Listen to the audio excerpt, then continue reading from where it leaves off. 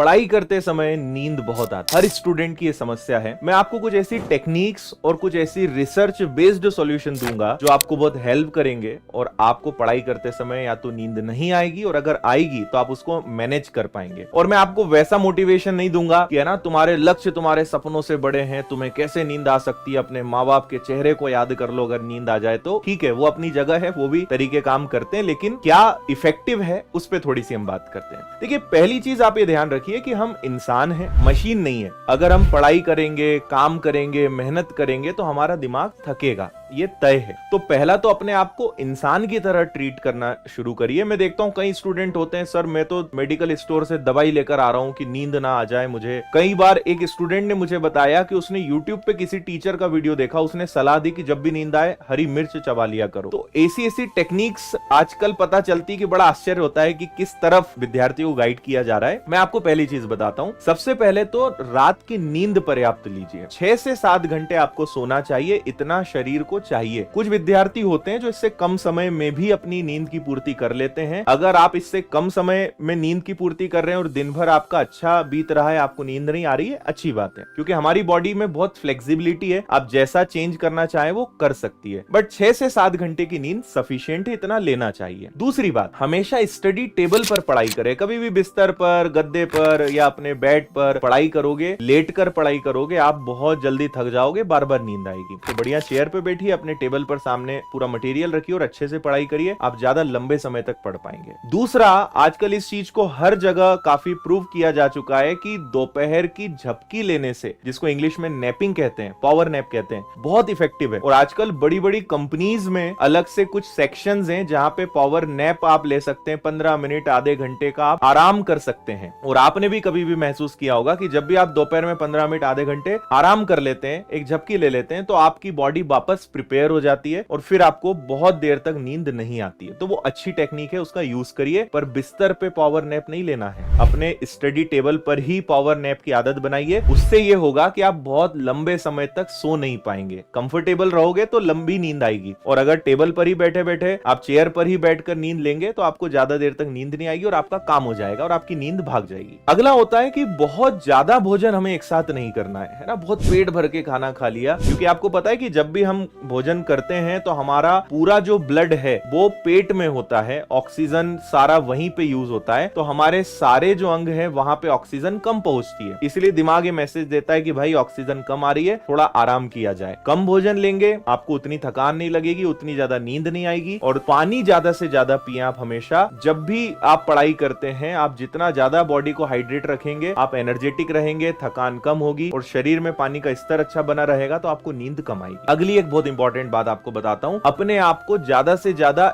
Active रखने की कोशिश करिए। क्या होता है, जब हम पढ़ाई करते हैं हमारे सिर्फ दिमाग और हमारी आंखें, ये दो ही मेनली काम कर रहे हैं, बाकी पूरा शरीर जो है आराम कर रहा है। अब जब हमारी मसल्स वर्क नहीं करती, हमारा शरीर काम नहीं कर रहा होता है, तो फिर वापस से हमारा ब्लड सर्कुलेशन में चेंज आता है, दिमाग तक उतनी ऑक्सीजन नहीं पहुंच पाती है। इसलिए आपने देखा हो कई लोग बोलते हैं कि मैं तो चलते चलते ज्यादा देर पढ़ाई करता हूं या कुछ एक्टिविटी करते करते मैं पढ़ना पसंद करता हूं। तो सबका अपना तरीका है, आपके लिए क्या अच्छा रहेगा वो देखिए। मेरा जो सजेशन रहेगा वो ये कि लगातार एक ही जगह बैठ के 4-4, 6-6 घंटे कभी नहीं पढ़ना चाहिए। आप 1 या 2 घंटे एक जगह बैठ के पढ़िए और उसके बाद थोड़ा सा चलते फिरते पढ़ लीजिए, चाहे तो 10 से 15 मिनट का ब्रेक ले लीजिए, कोई बुरी बात नहीं है। कई लोग ये भी करते हैं कि पढ़ते पढ़ते अपने कुछ नोट्स बनाते रहें, कुछ ना कुछ आप हैंड मूवमेंट रखें। अपना शरीर थोड़ा सा भी अगर एक्टिव रहेगा, आपको नींद नहीं आएगी, क्योंकि वो कहीं ना कहीं ब्लड सर्कुलेशन को स्ट्रॉन्ग करेगा। तो इसलिए एक्टिविटी रखना बहुत जरूरी है। और आखिरी बात मैं आपको बता देता हूं कि अपनी उस वजह को हमेशा याद रखिए।